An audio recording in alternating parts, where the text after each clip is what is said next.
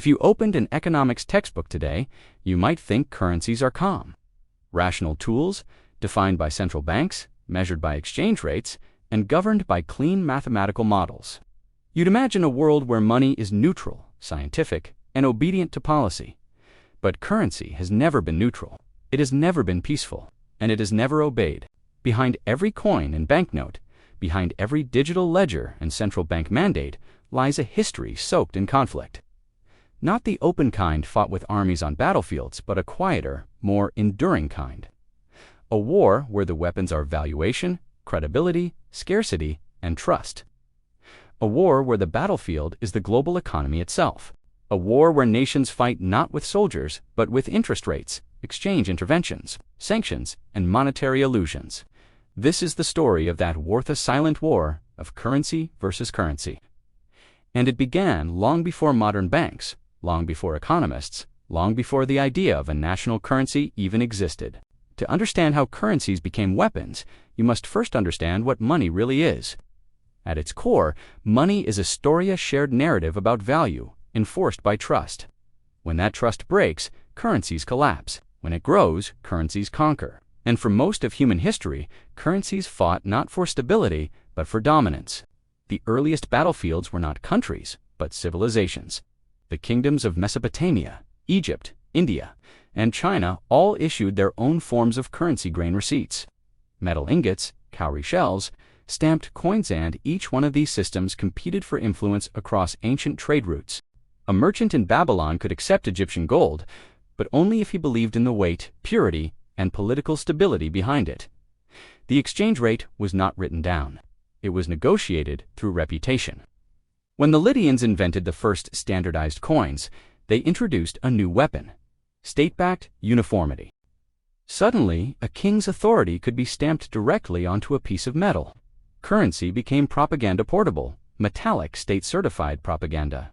But every stamped coin also carried a challenge. If your coin circulated widely, your influence expanded. If it failed to circulate, your power shrank. The ancient world began waging its first currency wars. The Greeks refined the weapon. Their city-states issued coins that became recognizable across the Mediterranean. The Athenian owl coin, famous for its silver purity, was accepted in markets thousands of miles away. It became so trusted that even hostile states imitated it. When a rival mints your currency, you've won a quiet victory. But the Romans perfected this game. They understood that currency was political control in its purest form. The denarius became more than money, it became a symbol of empire. As Roman legions marched, so did Roman coins. When the empire expanded, its currency followed. When the empire contracted, its currency faltered. Yet the silent war cuts both ways. Rome debased its currency. Trust evaporated. And the empire's economic foundation disintegrated long before its borders did. The collapse of Rome revealed a rule that has never changed. When trust dies, currency dies. And when a currency dies, the power behind it crumbles. After Rome, Europe fractured into 1,000 microeconomies. Kings minted coins but shaved metal from their edges. Local lords issued tokens that were accepted only by their own subjects. Currency became a patchwork of conflicting claims, none stable, none dominant. And into that vacuum stepped a new force: merchant networks. The great medieval trade networks, Islamic, Italian, Byzantine, didn't rely on royal currency. They relied on shared trust, shared language, shared credit. To them, coins were secondary. The real currency was reputation. A trader in Cairo could accept a letter of credit from Sicily because he trusted the network behind it more than the local ruler. For centuries, merchant currencies quietly outperformed royal ones. But as kingdoms grew into nation-states, they realized they needed stronger currency tools, something more binding than silver, more persuasive than stamps, more forceful than royal decrees. They discovered the weapon that would shape the modern world: the monopoly on money creation. This marked the birth of sovereign currency power. And with sovereignty came conflict. The first major modern currency wars erupted during the Age of Exploration. Spain and Portugal siphoned silver and gold from the Americas, flooding European markets. The price revolution that followed wasn't accidental. It was one of the earliest examples of currency-induced shockwaves. Silver became a weapon Spain could not control. As metal poured in, prices soared. Inflation eroded trust. The Spanish real became unstable, and rivals used that instability to their advantage. Meanwhile, in Asia, China's Ming dynasty attempted to introduce paper money centuries before Europe did. But without a stable system of backing, the currency collapsed into hyperinflation. As coins regained dominance, the Ming government's inability to control its currency weakened its authority. Their failure was a lesson the world would not forget. Paper money is powerful, but dangerously fragile. By the 17th century, Europe discovered the next evolution, the central bank. The Swedish Riksbank, then the Bank of England, became laboratories for a new kind of monetary power, a hybrid between state authority and private banking. For the first time, currency could be manipulated not by metal supply, but by policy. This opened the door to a new battlefield, competitive devaluation. England and France used it. The Dutch used it. The United States would later master it. The weapon was simple. Weaken your currency to strengthen your exports. Make your rivals' goods expensive and yours cheap. Steal growth through valuation. This wasn't war with soldiers. It was war with numbers, and the consequences were just as devastating. Napoleon understood this dynamic instinctively. He believed controlling currency was as important as controlling territory. When he invaded Europe, he destabilized rival currencies, forcing populations to accept French-backed notes. But when Britain retaliated by weaponizing its superior credit system, Napoleon's financial foundation cracked. The French economy buckled long before the French armies did. It wasn't Waterloo that defeated Napoleon, it was the Bank of England. As the industrial world accelerated, so did the competition. Nations realized that economic power required not just strong currencies, but denomination dominance. Whoever issued the global reserve currency wielded unparalleled influence. For centuries that title shifted. Venice, Spain, the Netherlands, Britain. Each one used its currency as a lever to control trade routes, pricing systems, and international credit flows. But the most transformative shift came after 1944, at Bretton Woods, where the United States orchestrated one of the most strategic currency victories in history. The dollar was pegged to gold. Other currencies were pegged to the dollar. Suddenly, the world ran on American monetary architecture. It was the most peaceful and the most effective empire-building tactic ever devised. But no empire goes uncontested. The Soviet Union retaliated, not with armies, though it had plenty, but with its own monetary ecosystem, the ruble zone. The Comecon credits, barter systems designed to bypass the dollar. It was crude but intentional, a competing monetary universe. The Cold War was not just ideological, it was a currency war. Yet the most profound transformation didn't come from the USSR. It came from the dollar's original partner, gold. In 1971, as the U.S. faced inflation, deficits, and international pressure, President Nixon severed the link between money and metal. Overnight, the dollar became a pure fiat currency, backed not by gold, but by American credibility, military power, and economic scale. This was not a sign of weakness. It was an escalation. Freed from gold, currencies became infinitely flexible. Central banks could print, manipulate, stimulate, and devalue at will. The silent war intensified. The 1980s saw its first true modern shock. When the U.S. jacked up interest rates under Paul Volcker, it weaponized the dollar's dominance. Capital fled emerging markets. Debt burdens exploded. Economies collapsed. Nations realized the hard way that the U.S. could project power through currency more effectively than through military bases. The Plaza Accord of 1985 was another milestone. The United States forced Japan and Europe to revalue their currencies. It was diplomacy on the surface, a coercive exchange rate realignment beneath. Japan complied, and Japan paid the price. The yen's strengthening contributed to bubbles that burst catastrophically, triggering decades of stagnation. It was proof that currency wars can defeat a nation without firing a shot. But the 21st century brought a new battlefield, one far more complex, far more dangerous, far more globalized. China entered the arena. For decades, China managed its currency with precision, keeping the renminbi undervalued to push exports and accumulate reserves. This wasn't just economic policy, it was geopolitical strategy. Western politicians called it manipulation. China called it development. The result was one of the greatest wealth transfers in history.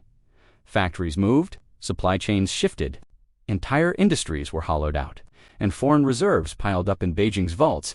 But China had its own vulnerability, dependence on the dollar. So it launched a quiet counteroffensive, bilateral swap lines, yuan-based trade agreements, a global payments system parallel to SWIFT, and the Belt and Road Initiative, a geopolitical economic strategy backed by Chinese financing, Chinese infrastructure, and increasingly, Chinese currency. The silent war now had a new challenger. Meanwhile, the global financial system entered a new era, the age of currency weaponization. Sanctions became tools of economic warfare.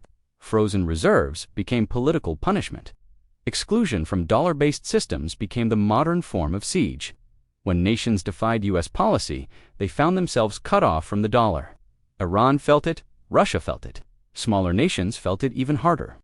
In response, countries began searching for ways out: alternative systems, alliances, commodity-backed arrangements, digital payment networks. None could fully escape the gravitational pull of the dollar, but each one signaled a growing resentment, a desire for monetary independence, a recognition that the silent war was entering a multipolar phase. And then came the most unexpected twist: private currencies. For the first time in history, money no longer belonged exclusively to states. Cryptocurrencies, stablecoins, digital tokens, they were born out of distrust in governments, central banks, and the traditional financial system. Bitcoin didn't just challenge the dollar, it challenged the very idea of government-controlled currency. Stablecoins, backed by reserves and powered by blockchain, began circulating across borders at speeds banks couldn't match. To central banks, this wasn't innovation. It was rebellion. So they launched countermeasures. Central bank digital currencies, official, regulated, programmable money, a new front in the silent war this time between states and private networks. And beneath it all, the real competition intensified. The battle for global reserve status. The euro tried, the yuan tried. Cryptocurrencies pretended. But the dollar held and continues to hold because trust, once established at scale, is nearly impossible to dislodge. Still, every silent war has turning points. And today's turning points are gathering momentum. Fragmentation, shadow banking, instability, inflation waves, geopolitical realignment, technological disruption, de-dollarization movements. These forces all push currencies into conflict once again. Open conflict, but a dense, interwoven struggle for dominance and survival. The truth is that currency wars have always been about more than exchange rates. They are battles over who sets the rules, who absorbs the risks, who controls the flows, who defines the future. A strong currency gives its issuer power over global pricing, global trade, global debt, global narratives. A weak currency exposes its issuer to dependency, volatility, and decline. That's why countries fight for currency strength even as they manipulate weakness. It's why they stockpile reserves like weapons. It's why they retaliate with tariffs, sanctions, or capital controls when threatened. Because behind every modern conflict, whether economic, political, or military, lurks a monetary struggle. When a nation collapses, its currency collapses first. When a nation rises, its currency gains trust before its armies gain territory. When nations coordinate, their currencies stabilize. When nations break alliances, their currencies diverge. Currencies don't just respond to power, they are power. And in the silent war, the battlefield never sleeps. Markets open around the clock. Algorithms trade by the microsecond. Central banks communicate in code statements crafted to move billions without revealing intent. Politicians threaten with policy. Investors retaliate with capital flight. Multinationals arbitrage everything. And ordinary citizens watch their purchasing power rise and fall. But despite its complexity, the silent war reveals a simple truth. Currency is trust. And trust is the rarest resource in the world. When trust concentrates, currencies dominate. When trust fractures, currencies fail. Every crisis in modern history proves this. The Great Depression, the stagflation of the 1970s, the Asian financial crisis, the global meltdown of 2008, the sovereign debt crises, the inflation spike of the 2020s.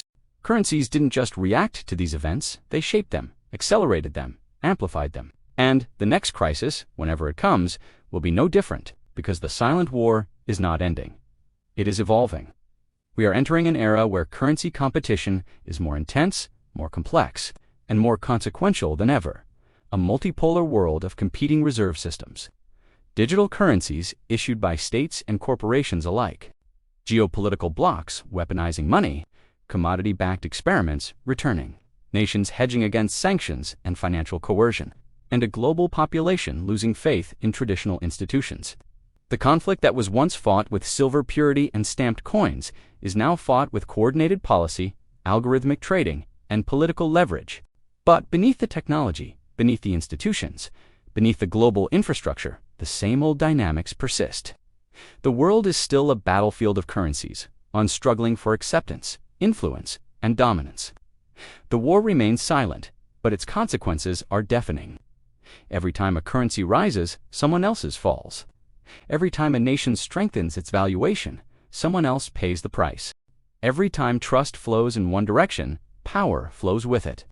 And in this competition, winners are celebrated not as conquerors, but as stable economies, reliable issuers, safe havens. The language is polite, but the reality is brutal. Currencies don't coexist peacefully. They compete, they collide, they undermine, they retaliate, they strategize, they fail, they dominate. And through it all, the silent war continues shaping nations, shaping markets, shaping history itself. The question now is not which currency will win. The question is whether any currency can remain dominant in a world this fragmented, this multipolar, this unstable.